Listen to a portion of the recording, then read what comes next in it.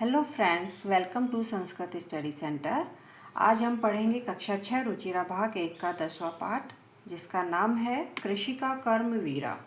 कृषि का अर्थात किसान और कर्मवीरा अर्थात समस्याओं या बाधाओं में भी अपने कर्तव्य का पालन करने वाला वीर। तो इसका अर्थ होगा कर्मवीर किसान। तो यहाँ प्रथम श्लोक है, सूर्य तपतुः मेघः वा वर्षन्तु विपुलं जलम कृषिकः नित्यं शीतकाले अपि कर्मठो। इसका अन्वय होगा, अन्वय उसे कहते हैं जहाँ कर्म, कर्ता, कर्म और क्रिया इत्यादि को क्रम से लिखना। तो इसका अन्वय होगा सूर्य तपतु मेघः वा विपुलं जलम वर्षन्तु कृषिकः च नित्यं शीतकाले अपि कर्मठो। इस तरह इसका अर्थ होगा, चाहे सूर्य तपतुः तपे तपाए, सूर्य है, सूर्य तपतु मतलब तपाए, चाहे सूरज तपाए, मेघा वा वर्षन्तु वा मेघा बादल, वर्षन्तु विपुलम जलम अत्यधिक जल को वर्षन्तु बरसाए। चाहे सूरज तपाए, चाहे बादल अत्यधिक जल को बरसाए।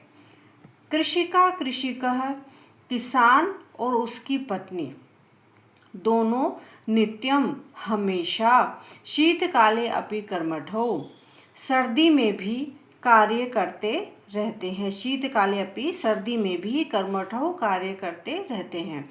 अर्थात किसान सर्दी, गर्मी, बारिश आदि सभी ऋतुओं में सदा खेत में काम करने में लगे रहते हैं। सेकंड श्लोक है, ग्रीष्मे शरीरं स्वश्वेदं शीते कंपमयं सदा हलेन च कुदालेन तौ तु क्षेत्राणि कृषत।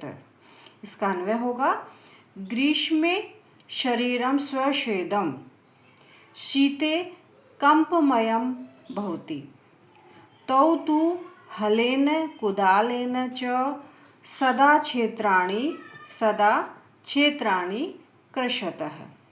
इसका हिंदी अनुवाद, ग्रीष्म गर्मी में उनका, किसका, किसान और उसकी पत्नी का, किसान दंपति का शरीर पसीने से, स्वश्वेदम पसीने से युक्त अर्थात लथपथ रहता है। ग्रीष्म ऋतु में उनका अर्थात किसान दंपति का शरीर पसीने से युक्त रहता है और शीते कंप में और ठंड में ठंड से कांपता रहता है। कंप में कांपना और ठंड में ठंड से कांपता रहता है। सदा हलेन च तौ तु हलेन च कुदालेन, तो वे दोनों, कौन, किसान दंपति, हल और कुदाल से क्षेत्राणि खेतों को कृषत जोतते रहते हैं। फिर भी तो वे दोनों किसान दंपति अर्थात किसान दंपति सदा हमेशा हलेन हल से, च और कुदालेन कुदाल से, क्षेत्राणि खेतों को कृषत जोतते रहते हैं। अर्थात किसान कठिन से कठिन स्थिति में भी अपने खेत में काम करता है।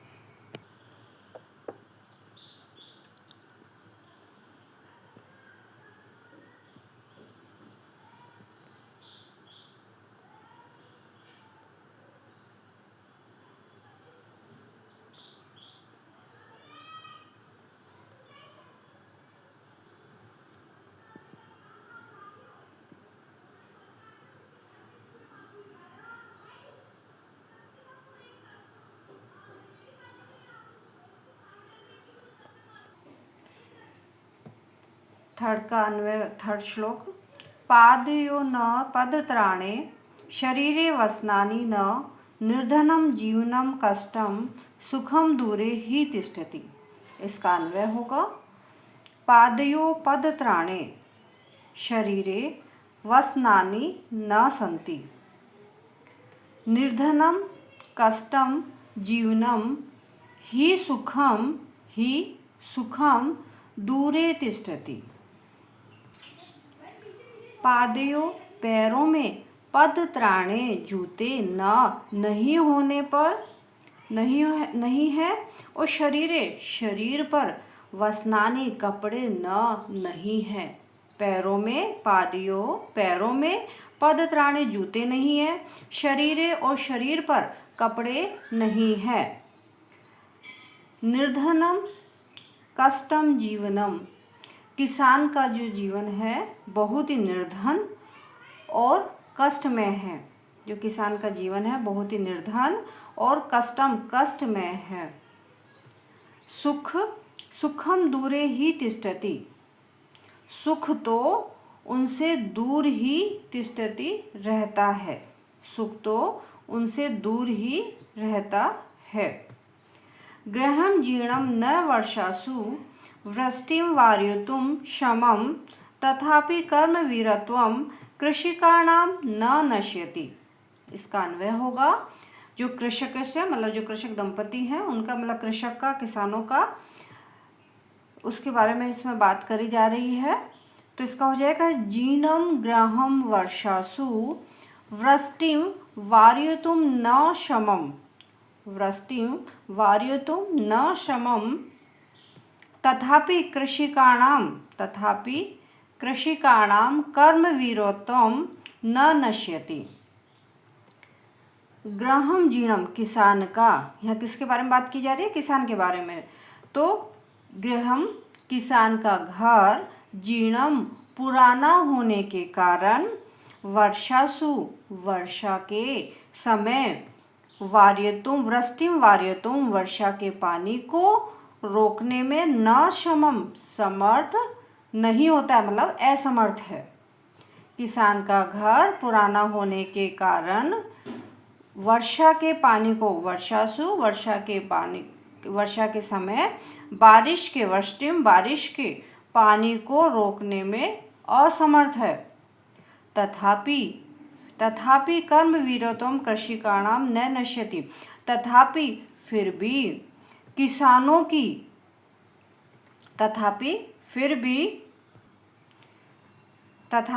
भी कृषिकाणां किसानों की कर्मवीरत्वम, उनका कर्मवीरत्व न नश्यति, कर्मनिष्ठा नष्ट नहीं होती है, अर्थात वे अपने काम में लगे हुए रहते हैं, हमेशा अपने काम में लगे रहते हैं।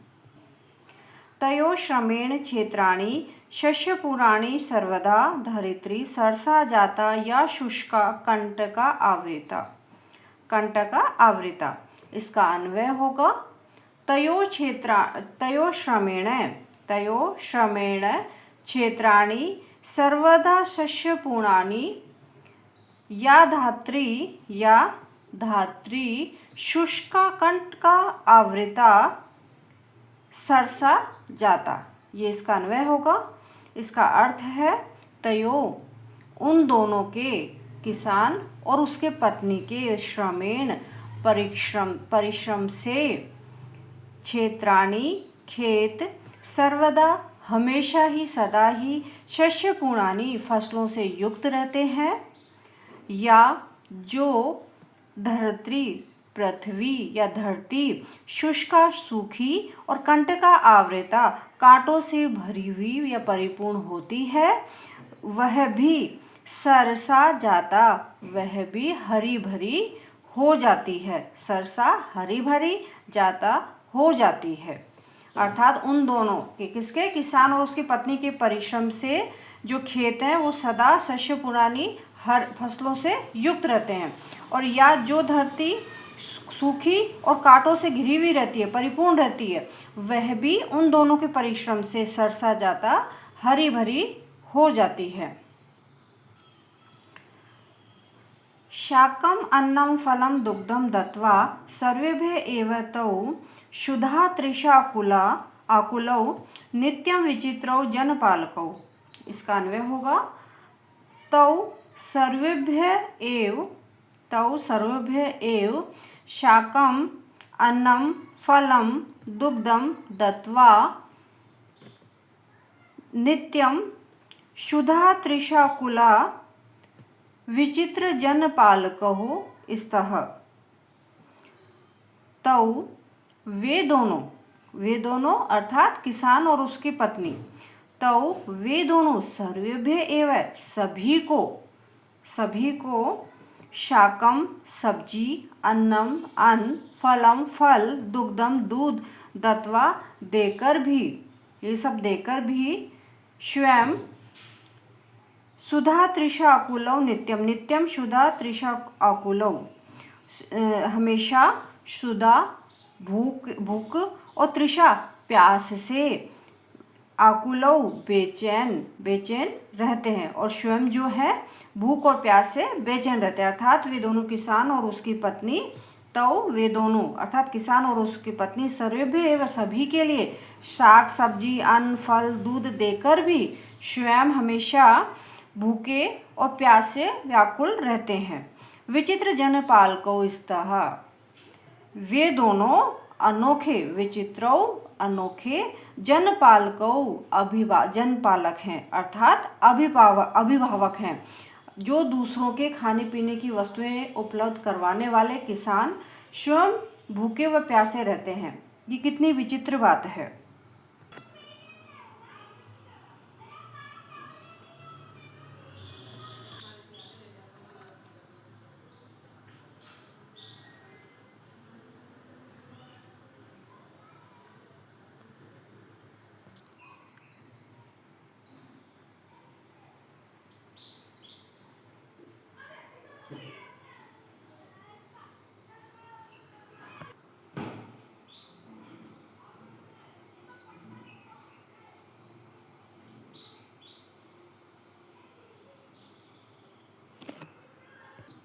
शब्दार्थः, ये पाठ में आए मुख्य शब्दार्थ हैं। तप्तु तपाए या जलाए, विपुलम अत्यधिक, कर्मठौ निरंतर या क्रियाशील, स्वश्वेदम पसीने से युक्त, पदत्राणे जूते, वस्नानि कपड़े, जीर्णनम पुराना, वार्युतुम दूर करने में, शमम समर्थ, शस्यपूर्णानि फसल से युक्त, धरित्री पृथ्वी, कंटका आवृता कांटों से परिपूर्ण, क्षुधा तृषा कुला भूख प्यास, सुधा भूख, तृषा प्यास, आकुल मंद बेचैन। तो क्षुधा तृषा कुला भूख प्यास से बेचैन। अभ्यास है, यहाँ से अभ्यास कार्य आरंभ होता है। प्रथम प्रश्न है उच्चारणम कुरुतः, सूर्य तपतु या सूर्य तपाए, वार्यतुम जल बरसाए, पद त्राणे जूते, जीर्णम पुराना, ग्रीष्म अर्थात गर्मी में, कंटका आवृता कांटों से घिरी हुई, शीतकाले अपि ठंड शीत ऋतु में भी, शीत के समय भी ठंड के समय में भी, शस्या पुराणी फसल हरी भरी फसल से पूर्ण, क्षुधा तृषा कुला भूख प्यास से आकुल व्याकुल। सेकंड प्रश्न है श्लोक अंशान योजयति, गृहं जीर्णम न वर्षासु, जो घर है पुराना जीर्ण है पुराना है, जो कि वर्षा के पानी को रोकने में भी, वर्षा के जल को रोकने में भी समर्थ नहीं है, न समर्थ नहीं है। तो इसका है ये वृष्टिम वार्युतुम शमम, हलेन च कुदालेन, हल और कुदाल से, तौ तु क्षेत्राणि कर्षत, तौ वे दोनों क्षेत्राणि खेतों को जोतते हैं। तो सेकंड का क्या होगा, तौ तु क्षेत्राणि कर्षत। पादयोनः पदत्राणे, दोनों पैरों में, पदत्राणे जूते, शरीरे वस्त्राणि, पैरों में जूते नहीं है और शरीर पर वस्त्र नहीं है। तो तीसरे का ये है श्लोक। फोर्थ है तयो श्रमेण क्षेत्राणि, तयो उन दोनों के श्रम से परिश्रम से, खेत, शस्य पुराणी सर्वदा हमेशा हरे भरे रहते हैं। ये फोर्थ का अंश है। और फिफ्थ है धरित्री सरसा जाता, पृथ्वी सरसा हरी भरी हो जाती है। तो इसका आएगा या शुष्का कंड का आवृता, सूखी और कांटों से घिरी हुई होने पर भी जो धरती हरी भरी हो जाती है। तो पांचवे का या शुष्का कंड का आवृता आएगा। नेक्स्ट प्रश्न है उपयुक्त कथा नाम समक्षम आम, जो सही कथन है उनके आगे आम, आम मीन्स हाँ, अनुपयुक्त कथा नाम है और जो सही नहीं है समक्षम उनके सामने, न इति लिखित, न ऐसा लिखी।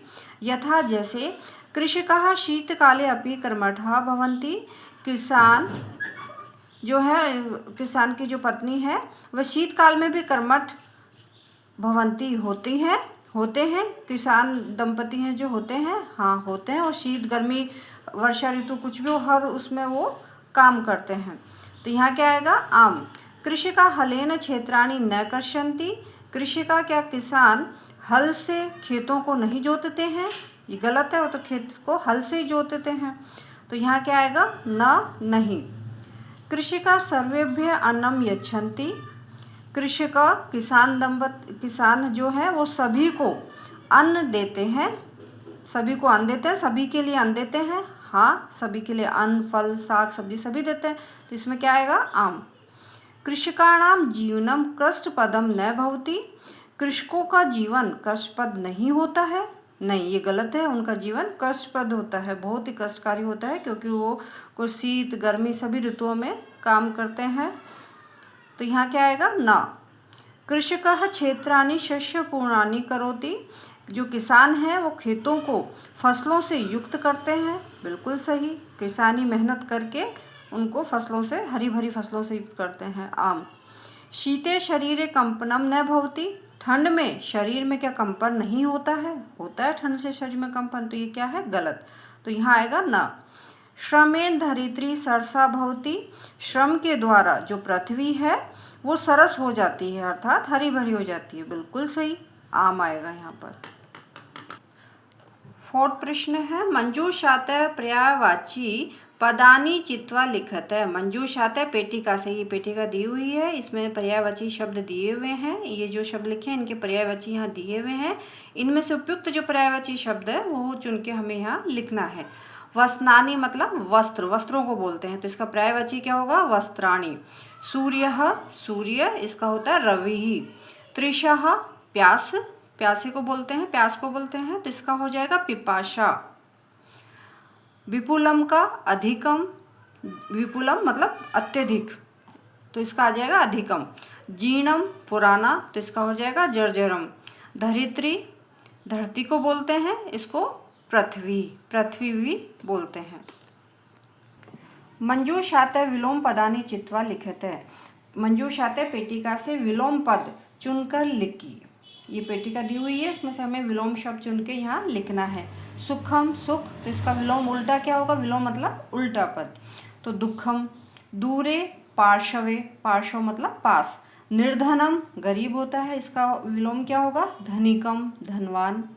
शमम समर्थ, अशमम ग्रीष्म, ग्रीष्म ऋतु का क्या हो जाएगा? शीते ठंड। सरसा नीरसा। लास्ट प्रश्न है प्रश्न 6, प्रश्नानाम उत्तराणि लिखित है। प्रश्नों के उत्तर लिखिए। प्रथम प्रश्न है कृषकाः केन क्षेत्राणि कृषन्ति। कृषका केन किसके द्वारा क्षेत्र खेतों को कृषन्ति जोतते हैं, जो किसान हैं वो खेतों को किससे जोतते हैं? तो यहाँ केन की जगह आ जाएगा हलेन और कुदालेन। तो कृषकाः कृषक, हलेन हल से, और कुदालेन च और कुदाल से, क्षेत्राणि खेतों को, कृषन्ति जोतते हैं। तो कृषका हलेन कुदालेन च क्षेत्राणि कृषन्ति। ख है केशाम कर्म वीरत्वम न नश्यति। कर्म वीरत्वम उनका नष्ट नहीं होता है, तो इसका केशाम की जगह क्या आ जाएगा? कृषिकाणाम, किसानों का कर्म वीरत्वम न नश्यति नहीं होता है। श्रमेण का सरसा भवति। श्रमेण से अर्थात परिश्रम से, का क्या, सरसा सरस हरी भरी भवति होती है। तो श्रमेण का की जगह धरित्री आ जाए, का की श्रमेण आ जाएगा, का धरित्री आ जाएगा, सॉरी। श्रमेण धरित्री सरसा भवति। श्रम से जो धरती है वह सरस हो जाती है, मतलब हरी भरी हो जाती है। कृषकाः सर्वेभ्यः किम किम यच्छन्ति। किसान जो है सभी के लिए क्या क्या देते हैं? कृषकाः किसान जो है सर्वेभ्यः सभी के लिए शाकम अन्नम फलम दुग्धम च इति यच्छन्ति, मतलब वह सभी के लिए शाक अन्न फल दूध और इत्यादि देते हैं। कृषकात् दूरे किम तिष्ठति। कृषकात् दूरे किम तिष्ठति, किसानों से क्या चीज़ दूर है? कृषकात् दूरे सुखम तिष्ठति, उनसे सुख हमेशा दूर रहता है। कृषकाः कर्मवीरा। इस पाठ से संबंधित यदि कोई भी प्रश्न हो तो कृपया कमेंट्स में लिखकर अवश्य पूछें। धन्यवाद।